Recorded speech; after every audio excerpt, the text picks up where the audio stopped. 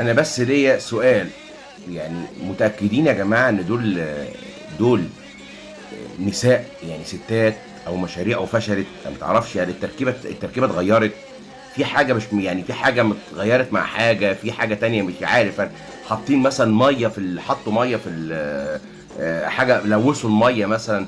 اللبن الرضاعة باظ مثلا، هو بيرضعوا مثلا، اللبن كان فاسد ولا مش عارف ايه اللي مش عارف مش طبيعي يعني. دول مش ممكن يكونوا ستات ابدا. وبعدين يعني معلش، التركيبه النسائيه في مصر اتغيرت دي كده. واحده بقى تقول لي بقى انت راجل ومش عارف ايه، بص على شكلك. انا شكلي وحش، معروف شكلي وحش انا عارف، والراجل شكله ما يعبوش غير جيبه. بس يعني بالمنظر ده مش ممكن، يعني مش عارف هل دول فعلا نساء يعني؟ يعني الاحجام دي نساء ولا انا مش عارف، ولا الاشكال دي مش ممكن، مش ممكن. يعني زمان كانت التركيبه النسائيه كانت حاجه جميله، حاجه حلوه، حاجه حرشه. لكن ايه اللي بنشوفه ده؟ انا مؤاخذه، مش عارف اتكلم بجد. انا نفسي، انا عاوز يعني، انا خلاص كده عقده نفسيه بجد والله. انا خلاص من اللي بشوفه، من المجمل اللي انا بشوفه في مصر كده، جاني عقده نفسيه. و... والسلام عليكم ورحمه الله وبركاته بقى.